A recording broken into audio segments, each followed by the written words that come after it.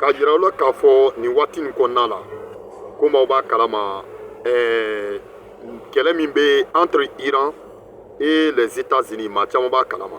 donc kɛlɛ nin daminɛna a bɛ kalo caman bɔ komi aw b'a kalama cogoya min na a ma dogo mɔgɔ si la kɛlɛ nin na fɛn bɛɛ kɛra américains ye fɛn bɛɛ ta ka iraniyɛn ninnu masɛgɛrɛ parce que an kun ɲɛnɛ min de don ja o tɛ an ɲɛnɛ mugu de don ja kolokara de don parce que on pensait que kɛlɛ nin bɛna kɛ k'a ban pewu k'a sɔrɔ gɛlɛyaba ma kɛ ja o fɛn tɛ o kɔnɔna la n b'a ɲini aw fɛ a ye kunnafoni nin a y'a partager a ye abonné nin compte la a ye taa YouTube la a y'a abonné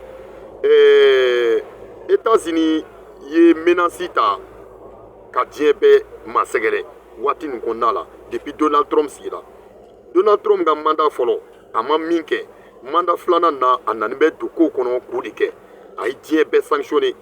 premièrement a sigini a y'a yira k'a fɔ u ka constitution kɔnɔna la sariya dɔw bɛ yen a y'a sariya caman de yɛlɛma a y'a yira k'a fɔ ko a ɲɛni bɛ a yira k'a fɔ ko Amérique jamana na ko fɛn dɔ ɲɛni de don cɛ ni muso bɛ ɲɔgɔn cɛ ni cɛ bɛ ɲɔgɔn kanu muso ni muso bɛ ɲɔgɔn kanu ayiwa ko bɔra États-Unis ko i cɛ o cɛ n'i ye cɛ ye i bɛ muso de furu n'i ye muso ye i bɛ taa sigi cɛ de kun mɛ cɛ ni cɛ ka cɛ furu muso ni muso ka muso furu o banna pewu k'o tɛ kɛ Amérique jamana na kelen filanan a y'a yira k'a fɔ ko jamana dɔw jamanadenw bɛ Amérique jamana kan ko jamanadenw ye bandiw de ye k'u tɛ to olu ka jamana kan a ma jamana fɔ a tilara k'a lisi bɔ ko jamanadenw bɛɛ bɛ taa ka bɔ yen kasobonba dɔ fana bɛ États-Unis o kasoboba k'a bɛ renouveler n'u ye cɛ o cɛ tɛgɛ ta n'i sera yen i bɛna dɔn ko ɲɛgɛn bɛ kami na donc Amérique Donald Trump ma ban o la a b'a dɔn coupe du monde min taara sisan o coupe du monde na ka sanction sera jamana caman de ma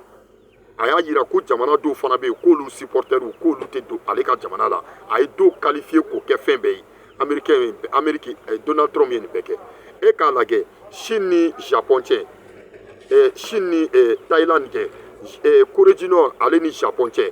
donc e k'olu lajɛ ani Corée du Sud u ni u ka coopération e k'o lajɛ ça veut dire quoi donc maintenant nin bɛɛ ye ko ye ko mun bɛ ka kɛ c'est des provocations ka kɛlɛ de wuli Première guerre mondiale sɔrɔla fɛn pitinin dɔ de senfɛ Deuxième guerre mondiale fana sɔrɔla fɛn pitinin dɔ de senfɛ o Américain kelen ninnu olu donna kɛlɛ nin na u ma kɛlɛ kɛ u taara u ka intérêt de ɲini ka bɔ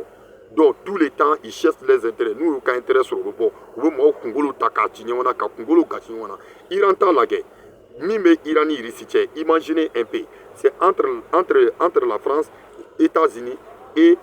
Allemagne olu de bɛ kan bɛɛ manigaser c'est fait aussi k'a daminɛ première guerre mondiale deuxième guerre mondiale la ko nin bɛɛ daminɛna o la les zones tampons parce que Iran et Ukraine bɛ Russie ka domination de kɔnɔ bɛnkan dɔ de tun bɛ zone tampon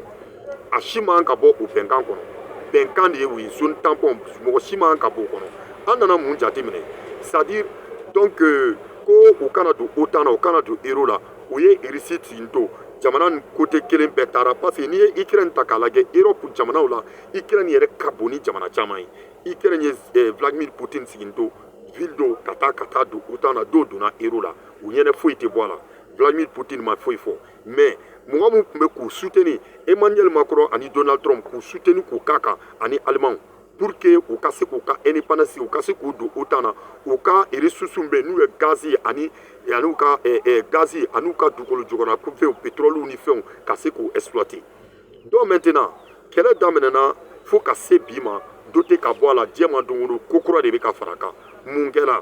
u y'a yira k'a fɔ porte avion bɛ yen n'u b'a wele ko Abraham Lincoln ye américains ka porte avion kɔrɔ dɔ ye Iran tun y'a décidé an ɲɛ b'a la ale de ye nin de ye Abraham Lincoln ye nin ka bon yɛrɛ de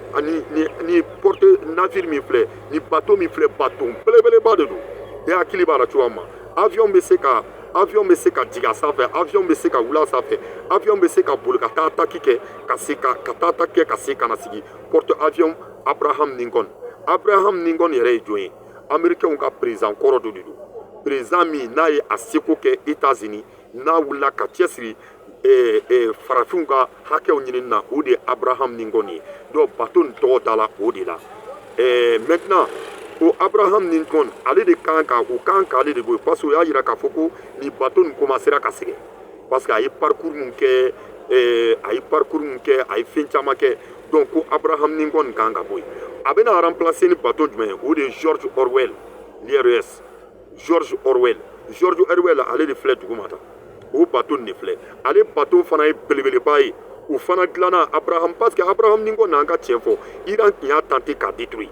je pense qu'an tun y'a mɛn ko Iran a détruit même ko Iran delila k'a bon ka ye Abraham Lincoln an y'o mɛn donc maintenant bateau belebeleba de don donc maintenant min bɛna taa kɛ ka ale remplacer o de ye George Orwell ye George Orwell c'est moi n bɛ George Orwell min dɔn Animal Farm George Orwell je pense que c'est un écrivain ou bien c'est un quoi ça doit on a lu un roman de George Orwell celui qui a écrit le roman c'est George Orwell Animal Farm les fermes des animaux les fermes des animaux alors je pense que c'est George Orwell qui a écrit bon batoni a tɔgɔ dara George Orwell de la o fana ka bon i b'a fɔ Abraham Lincoln comme a ɲɛ b'a la cogoya min na avion bɛ se ka sigi a sanfɛ avion bɛ se ka wuli ka taa attaque kɛ ka tila ka na sigi a sanfɛ donc maintenant an m'a ye ça c'est l'évolution du monde donc kɛlɛ min filɛ ka kɛ tan kɛlɛ kun ye kelen ye ko Iran kana missile balistique bombe nucléaire ko Iran kana dilan o tilala ka wuli ale Donald Trump kelen tilala ka wuli ka kɛnkɛrɛmada kɛ Corée du Nord ye ko bombe nucléaire missile balistique Kim Jong-un a dit qu'ale b'a dilan bi ale b'a dilan kelen ka tila ka kɛnkɛrɛmada kɛ Chine ye ko Chine ka missile balistique bombe nucléaire k'u k'a dilan dabila parce que américains de ye puissance fɔlɔ ye u bɛ ka nin kɛ parce que u ɲɛ b'a la olu ka puissance bɛ ka menacer jamana caman de bɛ yen bi jamana mun bɛ yen n'u ka puissance ka girin ka tɛmɛ américain yɛrɛ kan parce que amérique yɛrɛ sirannen bɛ u ka puissance kana na minɛ o la jamana caman de bɛ yen mun bɛ États-Unis ye donc maintenant Chine olu ka gaz n'u ka pétrole irisiw de b'o san a ye mun fɔ a ko Chine ma k'u ka n'u ka gaz n'u ka pétrole k'u kana feere irisiw ma donc maintenant jɔn de bɛ na san sisan problème b'o yɔrɔ de la n'a ma feere irisiw ma qui va acheter donc c'est là d'où vient le problème donc maintenant Chinois ka président fana ko k'olu b'a feere o ma bi sini u b'a feere o ma bi sini ka tila ka kɛnkɛrɛmada kɛ o opérateur économique ye mun bɛ bɔ ka taa États-Unis ka taa investir a y'a yir'u la k'a fɔ aw bɛ min na a y'a dabila dɛ parce que mun na n'aw m'a dabila n'a ye ko sɔrɔ a y'a ɲini parce que ka d'a kan ko bɛnba tɛ olu ni américains cɛ bɛnba t'u ni ɲɔgɔn cɛ a y'a fɔ ta ka tila ka segin a kan ko n'aw bɛ fɛn fɛn na a y'a dabila aw kana taa ka taa investir États-Unis comme vous savez donc o la George Orwell ale de bɛ na Abraham Lincoln komi an ɲɛ b'a la k'a remplacer comme vous voyez n bɛna bateau ni image fila bɛɛ n bɛna a bɛɛ yira aw la n'Ala ka jɛ inshallah o la a ye kunnafoni na a y'a partager a ye kunnafoni na a y'a partager a ye kɛri caman bila a y'a abonné an y'o de fɔ a ye taa YouTube la le père info.ed kunnafoni fɛn fɛn bɛ a b'a bɛɛ ta ka partager inshallah an b'a fɔ alhamdulillah arabil alamina kɛlɛ nin sera a banyɔrɔ la n'i y'a mɛn kirisi min kɔrɔ ye a y'a kɛ to ku kɔrɔta a y'a kɛ to a laban kukala bɛ bɔn ka bɔ yen ko nin sera a kuncɛyɔrɔ la koyi ameriki t'a dɔn bi a ye nin ko daminɛ cogoya min ma parce que a y'a daminɛ cogoya min ma a bɛna laban cogoya min ma a t'a dɔn u ye fɛn bɛɛ kɛ Iran na Iran fana y'a jira n'a y'an bon an bɛ taa Moyen-Orient na an bɛ taa an ta sara n'a ye ko k'an na fana bɛ taa Moyen-Orient na an bɛ taa an ta sara parce que kilomɛtiri caman de bɛ ameriki ni Iran cɛ ameriki tɛ se ka to ameriki jamana la ka Iran bon a tɛ se ka to ameriki jamana la ka Iran bon parce que kilomɛtiri caman de b'u ni ɲɔgɔn cɛ o de la américains iraniyɛnw ko n'a y'a kan na a ka bases bɛ yɔrɔ o yɔrɔ n'u ye Moyen-Orient an b'a bɛɛ détruire donc maintenant n'u ye Iran bon Iran fana bɛ taa Moyen-Orient na Moyen-Orient ye jumɛn ye arabu mun farala ɲɔgɔn kan ka kɛ jɛnkulu ye k'u yɛrɛ di ameriki ma o de ye Moyen-Orient ye donc n'u ye dɔ kɛ o fana bɛ k'a ta ka t'o attaquer donc c'est ça d'où vient le problème o la n b'a ɲini aw fɛ kunnafoni min filɛ nin ye c'est important a k'a lamɛn a y'a télécharger k'a bila groupe la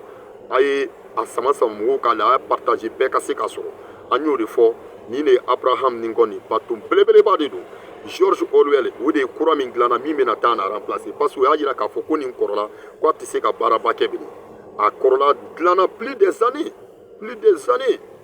dilanna plus des années donc maintenant u ye kura min dilan o de filɛ George Orwell IRS donc maintenant c'est ce qui va remplacer Abraham Lincoln comme a ɲɛ b'a la donc o la